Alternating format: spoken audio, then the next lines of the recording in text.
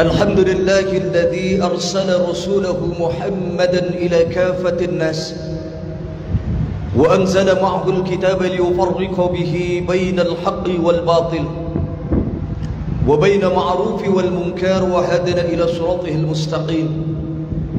أشهد أن لا إله إلا الله وحده لا شريك له وأشهد أن محمدا عبده ورسوله لا نبي ولا رسول بعده. اللهم صل وسلم وبارك وكرم على هذا النبي الكريم سيدنا وحبيبنا وشفيعنا وقرة أعيننا ومولانا محمد صلى الله عليه وآله وسلم، بعثه رحمة للعالمين وأسوة للمؤمنين. قال الله تعالى في القرآن الكريم: أعوذ بالله من الشيطان الرجيم، بسم الله الرحمن الرحيم. ومن يتق الله يجعل له مخرجا ويرزقه من حيث لا يحتسب ومن يتوكل على الله فهو حسبه إن الله بالغ أمره قد جعل الله لكل شيء قدرا. وقال الله تعالى أيضا: يا أيها الذين آمنوا اتقوا الله وقولوا قولا سديدا يصلح لكم أعمالكم ويغفر لكم ذنوبكم ومن يطع الله ورسوله فقد فاز فوزا عظيما. صدق الله العظيم وبلغ رسوله النبي الحبيب الكريم ونحن على ذلك من الشاهدين والشاكرين والحمد لله رب العالمين. أيها المصلون رحمكم الله، أوصيكم ونفسي بتقوى الله وطاعته لعلكم تفلحون. Ma'asyiral muslimin, hadirin sidang Jumat yang insyaallah dirahmati dan diberkahi hidup kita bersama oleh Allah Subhanahu wa taala. Pertama-tama marilah sama-sama kita panjatkan puja dan puji syukur kita kehadirat Allah Jalla Jalaluhu, Allah Subhanahu wa taala yang sampai detik ini tidak henti-hentinya memberikan karunia nikmatnya kepada kita semua. Baik itu nikmat sehat, baik itu nikmat lapang waktu, dan di antara sekian banyak nikmat yang Allah karuniakan kepada kita, satu nikmat yang sangat kita rasakan sampai detik ini, yang mudah-mudahan kita semua berharap nikmat ini kita pertahankan sampai akhir hayat kita, tidak lain adalah nikmat iman. Karena imanlah kita berada di tempat yang sangat mulia ini. Karena iman pula lah Allah memberikan kelapangan waktu kepada kita. Sesibuk apapun urusan dunia yang kita kerjakan di siang hari ini, Allah memberikan kekuatan iman untuk melangkahkan kaki kita menuju perintah Allah Subhanahu wa taala. Kita semua berharap la yamutu illa bil iman. Mudah-mudahan Allah tidak akan mematikan kita, Allah tidak akan mewafatkan kita kecuali dalam keadaan kita membawa bekal iman di hadapannya. Amin ya rabbal alamin. Salawat beriring salam semoga selalu tercurah kepada junjungan kita Nabi besar Muhammad sallallahu alaihi wa alihi wasallam. Kita semua berharap mudah-mudahan kita kelak diakui menjadi umatnya dan kita berdiri di bawah naungan bendera Rasulullah. Puncaknya kita akan mendapatkan syafaatul usmanya, kita akan masuk surga bersama beliau insyaallah. Amin ya rabbal alamin. Hadirin sidang Jumat yang dirahmati Allah Subhanahu wa taala, mengawali khutbah singkat di kesempatan siang hari ini, khatib selalu dan selalu berwasiat kepada seluruh jamaah untuk mari sama-sama kita tingkatkan kualitas keimanan kita menuju takwa kita kepada Allah Subhanahu wa taala. Inna akramakum 'indallahi atqakum. Derajat yang paling mulia di hadapan Allah bukanlah siapa yang paling kaya di antara kita. Yang paling mulia di hadapan Allah bukanlah siapa yang paling tinggi jabatan di dunianya di antara kita. Namun Allah menyampaikan inna akramakum 'indallahi atqakum. Yang paling mulia di antara kalian adalah siapa yang paling tinggi derajat ketakwaannya di sisiku, kata Allah. Mudah-mudahan kita semua tergolong hamba-hamba Allah yang bertakwa di sisi Allah Subhanahu wa taala. Amin amin ya rabbal alamin.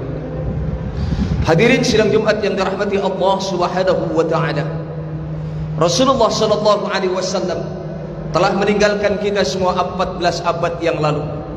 Begitu besar kecintaan Rasulullah kepada kita, bahkan itu dibuktikan dalam sebuah hadis. Rasulullah pernah menyampaikan hal ini di hadapan para sahabat. Rasulullah dengan tegas menyampaikan, ana mustaqun bi ikhwani, beliau menyampaikan kerinduannya kepada kita. Aku rindu kepada saudaraku. Hal inilah yang menyebabkan kecemburuan di antara para sahabat. Sampai-sampai para sahabat menyampaikan, ya Rasulullah, bukankah kami para sahabat yang selama ini setia mendampingi engkau? Bukankah kami ini adalah saudaramu ya Rasulullah? Apa jawab Rasulullah yang mulia? Beliau menyampaikan, la, bukan, bal antum ashabi, kalian adalah sahabat-sahabat terbaikku, kalian adalah sahabat-sahabat terhebat, namun bukan saudaraku yang aku maksudkan. Hal ini yang menimbulkan pertanyaan di kalangan para sahabat. Siapa saudaramu yang kau rindukan ya Rasulullah, sampai berlinang air matamu menyampaikan kerinduanmu kepada saudaramu ini? Siapa itu ya Rasulullah? Kemudian Rasulullah menyampaikan, ikhwani humul ladina lam yarani walakinnahum yu'minuna bi. Saudaraku yang sangat aku rindukan adalah mereka-mereka dari golongan umatku yang belum pernah memandang wajahku, belum pernah mendengarkan suaraku, dan mereka belum pernah duduk di majelisku, mereka belum pernah bersahabatan denganku, namun mereka beriman kepadaku. Hadirin sidang Jumat yang dirahmati Allah Subhanahu wa ta'ala, jika kita cermati hadis ini, siapakah kira-kira yang dimaksudkan oleh Rasulullah dalam hadis ini? Umatnya yang belum pernah memandang wajahnya, namun begitu cinta kepada beliau. Insya Allah kita berharap mudah-mudahan ini adalah kita. Demi Allah, sampai detik ini kita belum pernah tahu kayak apa wajah tampan Rasulullah. Kita belum pernah mendengarkan bagaimana halus tutur kata Rasulullah. Bahkan sampai detik ini pun kita belum pernah hadir di majelis ta'limnya Rasulullah. Namun kenapa begitu besar perasaan cinta kita kepada Rasulullah, padahal kita belum pernah memandang wajahnya? Istilah tak kenal maka tak sayang itu tidak berlaku buat kita kepada Rasulullah. Kita belum pernah memandang Rasulullah, belum pernah kenalan dengan Rasulullah, namun kita begitu cinta kepada Rasulullah. Hadirin sidang Jumat yang dirahmati Allah Subhanahu wa ta'ala, lalu bagaimana cara kita untuk bisa meneladani Rasulullah sallallahu alaihi wasallam, padahal Rasulullah sudah meninggalkan kita 14 abad yang lalu? Inilah yang harus kita pelajari. Begitu banyaknya warisan Rasulullah yang diaturkan kepada kita selaku umatnya. Ilmu dan akhlak itu yang diwariskan oleh Rasulullah, yang kita merasakan Rasulullah masih hidup sampai saat ini. Dalam sebuah hadis yang lain Rasulullah pernah menyampaikan, idza mata ibnu adam inqata'a amaluhu illa bin salasah. Ketika anak cucu Adam meninggal dunia, maka terputuslah mereka dengan perkara-perkara dunia kecuali dengan 3 hal. Apa 3 hal yang dimaksudkan oleh Rasulullah? Yang pertama adalah al-ilmu yuntafa'u bih, ilmu yang bermanfaat yang kalian sampaikan kepada orang lain, maka itu tidak akan pernah terputus sampai kapanpun. Siapakah contohnya kalau tidak lain dan tidak bukan adalah Rasulullah sallallahu alaihi wasallam. Beliau sudah meninggalkan kita 1400 tahun yang lalu, namun warisan ilmu yang beliau sampaikan kepada para sahabat terus diwariskan oleh para ulama, dan kita rasakan sampai detik ini seolah-olah kita menganggap Rasulullah masih hadir di tengah-tengah kita semua.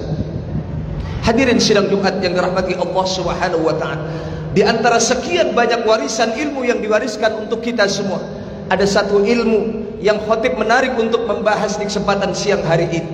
Dan mari sama-sama kita berfastabiqul khairat, untuk berlomba-lomba mengamalkan apa yang Rasulullah wasiatkan untuk kita semua. Dan inilah yang menjadi cikal bakal berhasilnya Rasulullah dalam berdakwah, dan sampai detik ini Islam bisa berkembang pesat di seluruh pelosok penjuru dunia ini. Bahkan sampai detik ini pula Islam kita rasakan begitu luar biasanya menyebar di tanah Nusantara yang kita rasakan. Dalam sebuah hadis riwayat Imam Abu Daud, Rasulullah sallallahu alaihi wasallam menyampaikan, salasatu man kunna fihi hasabahu Allahu hisaban yasira.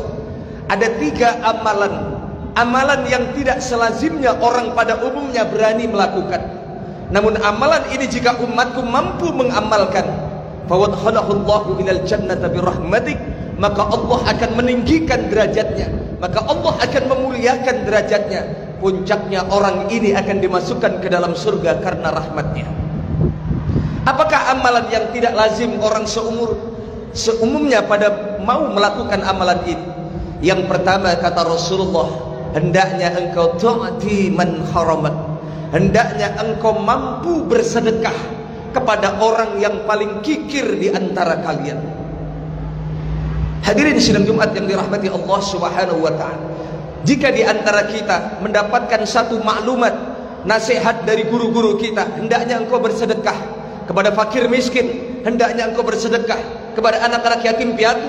Saya yakin di antara kita semua, jika kita diberikan kelapangan rezeki oleh Allah, dengan ringan tangan kita bersedekah. Namun ketika Rasulullah menguji kita, tu'ti man harama, sedekahlah engkau kepada orang yang paling pelit di antara kalian.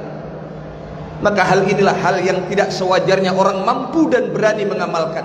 Inilah yang luar biasa yang Rasulullah terapkan dalam dakwah beliau, sehingga Rasulullah berhasil dalam dakwahnya. Maka mari sama-sama kita berlomba-lomba untuk bisa melakukan hal ini sebagaimana yang diwariskan oleh Rasulullah SAW. Kita cari orang yang mungkin selama ini tidak mau berbagi kepada sesamanya, termasuk berbagi kepada kita. Mari kita lapangkan hati kita. Bismillah, kita bersedekah kepada orang yang menurut kita paling kikir di tengah-tengah kita. Kemudian yang kedua, kata Rasulullah, wa tasul fi man qata'at, hendaknya engkau menyambung silaturahim kepada orang yang jelas-jelas memutuskan silaturahim kepada kalian. Yang kedua ini pun bukan perkara yang mudah untuk kita amalkan. Yakin di antara kita semua sangat ringan dan mampu untuk bersilaturahim kepada orang yang mungkin hubungannya baik-baik saja dengan kita. Namun apa yang terjadi ketika Allah menguji kita? Rasulullah menyampaikan dalam hadis ini, sambunglah silaturahim kepada orang yang hubungannya tidak baik dengan kalian, atau orang yang dengan sengaja memutuskan silaturahim kepada kalian. Inilah baru orang yang luar biasa di hadapan Allah Subhanahu wa taala. Kemudian yang terakhir pesan Rasulullah yang mari sama-sama kita amalkan, wa ta'fu 'amman zalama, hendaknya engkau memaafkan kesalahan orang padahal engkau yang tidak melakukan kesalahan, namun engkau pun lapang dada untuk meminta maaf. Subhanallah, meminta maaf itu perkara yang paling mulia. Namun ketika kita meminta maaf dengan satu kesalahan yang tidak kita perbuat, inilah orang yang paling mulia di hadapan Allah Subhanahu wa taala. Jika kita meminta maaf, kita memiliki kesalahan, itu satu hal yang wajar dan lumrah. Namun ketika kita tidak memiliki kesalahan, kita harus meminta maaf kepada orang yang menzalimi kita, orang yang menganiaya kita. Inilah orang yang akan dimuliakan derajatnya oleh Allah. Sampai Rasulullah menyampaikan, fadkhalahullahu ilal jannata birahmatih, maka pasti orang ini akan dilimpahi rahmat oleh Allah, dan puncaknya orang tersebut akan dimasukkan ke dalam surganya. Hadirin sidang Jumat yang dirahmati Allah Subhanahu wa taala, boleh Rasulullah meninggalkan kita semua, namun warisan ilmu yang disampaikan oleh para ulama, dan Rasulullah pun menyampaikan al-ulama'u warasatul anbiya, ulama adalah pewaris para nabi.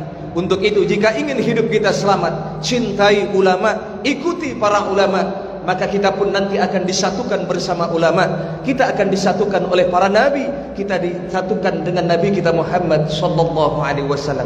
Amin ya rabbal alamin. Barakallahu li wa lakum fil Qur'anil azim, wa nafa'ani wa iyyakum bima fihi minal ayati wadh-dhikril hakim, wa taqabbala minni wa minkum tilawatahu innahu huwas samiul alim. Wa qur rabbi warham wa anta khairur rahimin.